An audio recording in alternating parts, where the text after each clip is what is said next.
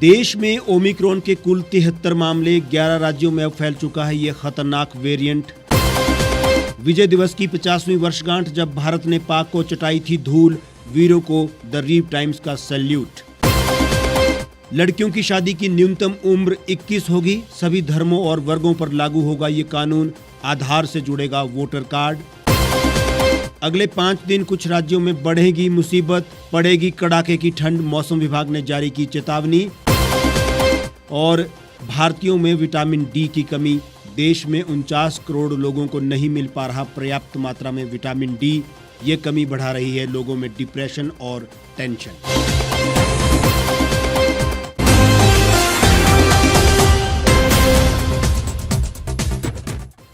नमस्कार, स्वागत है आपका the reap times news channel में। आपके साथ मैं हेमराज चौहान। अब खबरें विस्तार से। देश में कोरोना के नए वेरिएंट ओमिक्रॉन से संक्रमित होने वाले मरीजों में अब तेजी देखने को मिल रही है। कोरोना वायरस का खतरनाक स्वरूप अब 11 राज्यों में फैल चुका है। ओमिक्रॉन स्वरूप के केरल में 4, महाराष्ट्र में 4, तेलंगाना में 2 और पश्चिम बंगाल और तमिलनाडु में एक नए मरीजों के साथ एक दिन में कुल 12 मरीजों की पुष्टि हुई। इसके साथ ही देश में कुल संक्रमितों की संख्या 73 हो गई है। ओमिक्रॉन से सबसे अधिक प्रभावित राज्य महाराष्ट्र है, जहां अब तक कुल 32 मामले मिल चुके हैं। वहीं राजस्थान 17 मामलों के साथ दूसरे स्थान पर है। इसके अलावा गुजरात 4, कर्नाटक 3, केरल 5, आंध्र प्रदेश 1, तेलंगाना 2, पश्चिम बंगाल 1, चंडीगढ़ 1, तमिलनाडु 1 और दिल्ली में 6 नए मामले हैं। धीरे धीरे यह संक्रमण लोगों को अपनी चपेट में ले रहा है, जो कि चिंता का विषय हो सकता है। लेकिन वैक्सीनेशन ने इसके प्रभाव को कम तो किया है, फिर भी डर तो बना हुआ है, क्योंकि जिस प्रकार से यह राज्य दर राज्य बढ़ रहा है, उससे सामुदायिक संक्रमण का खतरा बढ़ता जा रहा है। किसी भी सूरत में कोरोना के एहतियात और नियमों का पालन नहीं छोड़ना होगा। मास्क पहने और अनावश्यक रूप से भीड़भाड़ वाले क्षेत्रों में जाने से भी बचें। हमारी और हमारे समाज की सुरक्षा हमारे अनुशासन और नियमों के पालन में है। वैक्सीनेशन अभियान का हिस्सा बने और एक भी व्यक्ति इससे छूट ना पाए। आज का दिन यानी 16 सितंबर का दिन सैनिकों के शौर्य को सलाम करने का दिन है। पूरे देश में 16 दिसंबर को विजय दिवस के रूप में मनाया जाता है। इसी दिन 1971 में भारत ने पाकिस्तान के दांत खट्टे किए थे। भारत ने पाकिस्तान पर जीत का जश्न मनाया। इस ऐतिहासिक जीत की खुशी आज भी हर देशवासी के मन में उमंग भर देती है। विजय दिवस वीरता और शौर्य की मिसाल है। 1971 के युद्ध में भारतीय सैनिकों ने बड़े पैमाने पर कुर्बानियां दी। करीब 3900 भारतीय सैनिक वीर गति को प्राप्त हो गए थे, जबकि 9851 घायल हुए थे।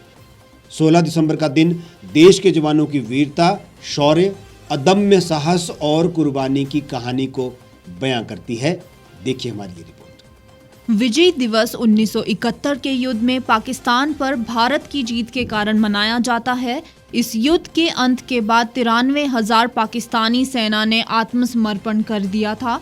1971 के युद्ध में भारत ने पाकिस्तान को करारी शिकस्त दी थी। इसके बाद पूर्वी पाकिस्तान स्वतंत्र हो गया, जो आज बांग्लादेश के नाम से जाना जाता है।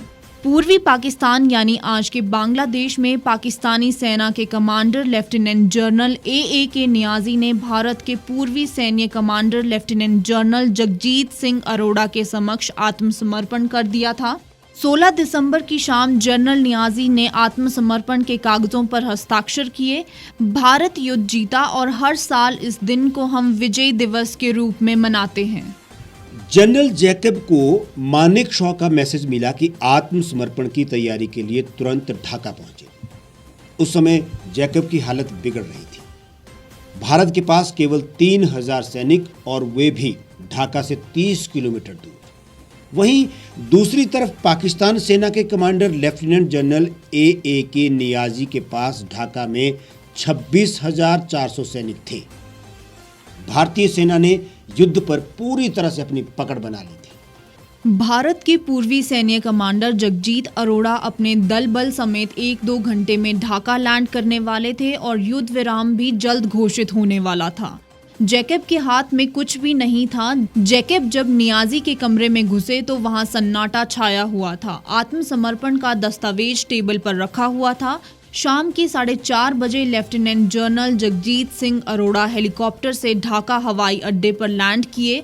अरोड़ा और नियाजी एक टेबल के सामने बैठे और दोनों ने आत्मसमर्पण के दस्तावेज पर दस्तखत किए। नियाजी ने अपना रिवॉल्वर जनरल अरोड़ा के हवाले कर दिया। नियाजी की आंखों में आंसू आ गए। स्थानीय लोग नियाजी की हत्या पर उतारू नजर आ रहे थे, लेकिन भारतीय सेना के वरिष्ठ अधिकारियों ने नियाजी को सुरक्षित बाहर निकाला। उधर इंदिरा गांधी संसद भवन के अपने दफ्तर में एक टीवी इंटरव्यू दे रही थी। तभी जनरल मानेकशॉ ने उन्हें बांग्लादेश में मिली शानदार जीत की खबर दी। इंदिरा गांधी ने लोकसभा में शोर शराबे के बीच घोषणा की कि युद्ध में भारत को जीत मिली है। इंदिरा गांधी के बयान के बाद पूरा सदन जश्न में डूब गया। ऐसी थी ये ऐतिहासिक विजय। हम अपने वीरों को सैल्यूट करते हैं। केंद्रीय मंत्रिमंडल ने 2 बड़े सुधारों से जुड़े विधेयकों को मंजूरी दी है। पहला बड़ा सुधार लड़कियों के विवाह की उम्र से जुड़ा है। कैबिनेट ने लड़कों और लड़कियों के लिए विवाह की न्यूनतम उम्र एक समान यानी 21 वर्ष करने के विधेयक को मंजूरी दी है। ये कानून लागू हुआ तो फिर सभी धर्मों और वर्गों में लड़कियों के विवाह की न्यूनतम उम्र बदल जाएगी। वहीं चुनाव सुधारों से जुड़े विधेयक को भी मंजूरी दी गई है। इस विधेयक के संसद से पास होने पर वोटर आईडी को आधार कार्ड से जोड़ने के साथ ही नए वोटरों को रजिस्ट्रेशन के ज्यादा मौके मिलेंगे। माना जा रहा है कि ये दोनों विधेयक संसद के मौजूदा सत्र में ही पेश किए जाएंगे। यह दोनों ही सुधार अपने आप में क्रांतिकारी माने जा रहे हैं। लड़कियों और लड़कों के विवाह की न्यूनतम उम्र एक समान करने की घोषणा प्रधानमंत्री नरेंद्र मोदी ने 2020 में लाल किले से अपने संबोधन के दौरान की थी। वहीं चुनाव सुधारों का मुद्दा चुनाव आयोग काफी समय से उठाता आ रहा है। लड़कियों के विवाह की न्यूनतम उम्र पर विचार के लिए जया जेटली की अध्यक्षता में एक टास्क फोर्स का गठन किया गया था, जिसने अपनी रिपोर्ट पिछले साल दिसंबर में नीति आयोग को सुपुर्द की थी। टास्क फोर्स ने युवतियों की विवाह की उम्र बढ़ाकर 21 वर्ष करने का पूरा रोल आउट प्लान सौंपा था और इसे समान रूप से पूरे देश में भी सभी वर्गों पर लागू करने की मजबूत सिफारिश की है। मोदी सरकार के कार्यकाल में विवाह के संबंध यह दूसरा बड़ा सुधार है जो समान रूप से सभी धर्मों के लिए लागू होगा। इससे पहले एनआरआई मैरिज को 30 दिन के भीतर पंजीकृत कराने का बड़ा कदम उठाया गया। यूनिसेफ की बात माने तो उनके अनुसार भारत में हर साल 15 लाख लड़कियों की शादी 18 साल से कम उम्र में होती है। जनगणना महापंजीयक के मुताबिक देश में 18 से 21 साल के बीच विवाह करने वाली युवतियों की संख्या करीब 16 करोड़ है। भारत में 49 करोड़ लोग ऐसे हैं जिनमें विटामिन डी की कमी है। यह खुलासा साइंस जर्नल नेचर की एक हालिया रिपोर्ट में हुआ है। इससे पहले भी 2020 के एक शोध में पाया गया था कि देश के 76% लोग विटामिन डी की कमी से जूझ रहे हैं। एक्सपर्ट्स की माने तो ये कमी ज़्यादा समय घर में रहने, प्रदूषण, जंक फूड खाने और पौष्टिक आहार ना मिलने से हो रही है। शोधकर्ताओं के अनुसार भारत, पाकिस्तान, अफगानिस्तान और तुनीसिया जैसे देशों की 20% आबादी में विटामिन डी की कमी पाई गई है। इनमें से 49 करोड़ लोग भारतीय हैं। इसके अलावा अमेरिका, कनाडा और यूरोप में यह आंकड़ा 5.9%, 7.4% और 13% है। रिसर्च में यह बात सामने आई है कि कोरोना के कारण लगे लॉकडाउन में विटामिन डी की कमी और ज्यादा बढ़ गई है। विटामिन डी और मेंटल हेल्थ का संबंध क्या है, इसे जानने के लिए दुनिया भर में रिसर्च की जा रही है। शोधकर्ता लॉरेन हॉमर्स के मुताबिक विटामिन डी की कमी से न्यूरोलॉजिकल डिसऑर्डर होने की संभावना होती है। कोरिया में हुई एक रिसर्च में जिन व्यक्तियों को शोध में शामिल किया गया था, उनमें डिप्रेशन के साथ साथ विटामिन डी की भी कमी पाई गई थी। कनाडा की मैकमास्टर यूनिवर्सिटी की रिसर्च में भी कुछ ऐसा ही देखने को मिला था। सनशाइन विटामिन डी की कमी का नाता नींद से भी है। ये मेलाटोनिन और सेरोटोनिन नामक 2 हार्मोन्स को रेगुलेट करता है जो नींद और मूड को प्रभावित करते हैं। ये विटामिन चिंता से बचने और नींद की क्वालिटी को अच्छा करने के लिए बेहद ज़रूरी है। विटामिन डी का सबसे बड़ा स्रोत सूरज की रोशनी है। इसके अलावा मछली, एनिमल फैट, संतरे का जूस, दूध और अनाज का सेवन करने से यह कमी दूर हो सकती है। वैज्ञानिकों की माने तो डार्क स्किन वाले लोगों में मेलानिन, एक स्किन पिगमेंट की कमी होती है, जिससे विटामिन डी का निर्माण कम होता है। इसलिए उन्हें धूप में ज्यादा रहना चाहिए। डॉक्टरों का यह भी कहना है कि बॉडी मास इंडेक्स ठंड सही रखने से भी विटामिन डी की कमी पूरी हो सकती है। कड़ाके की ठंड का सामना कर रहे लोगों की मुसीबतें बढ़ने वाली हैं, क्योंकि भारत मौसम विज्ञान विभाग ने कुछ राज्यों में हल्की बारिश और शीतलहर चलने को लेकर अलर्ट जारी किया है।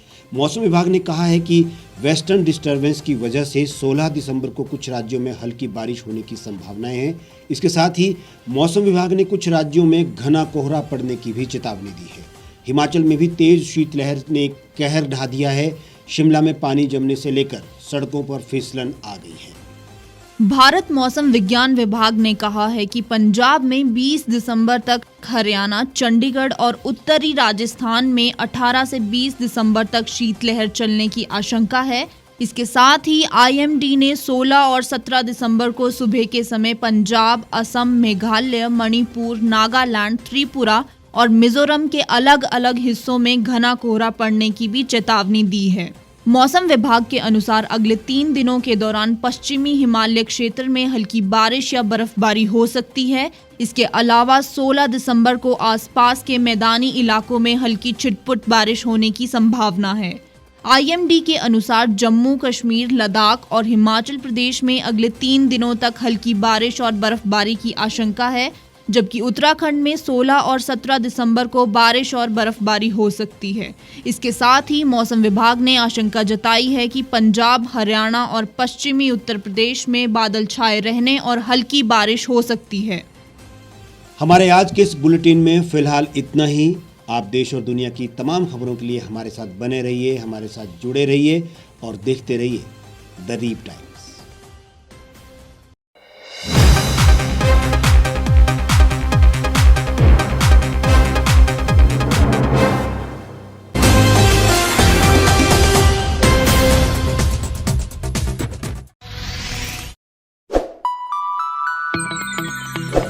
खबरों में बने रहने के लिए सब्सक्राइब करें द रीव टाइम्स, लाइक और शेयर करना ना भूलें।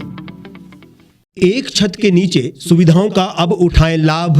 रीव ई मार्ट में अब पाएं अपनी रसोई के लिए गुणवत्ता और सस्ते दामों पर राशन सामग्री। दालें हो या हो मसाले, आपका किचन ई मार्ट संभाले। उच्च गुणवत्ता और दामों में बेहतरीन रीव ई मार्ट में पधारें और पाएं अपनी पसंद के सभी उत्पाद, या फिर करें ऑनलाइन ऑर्डर और पाएं घर द्वार पर ही सुविधा। आज ही संपर्क करें फोन नंबर 8219694079 पर, बाईपास रोड, शनान, संजौली, शिमला।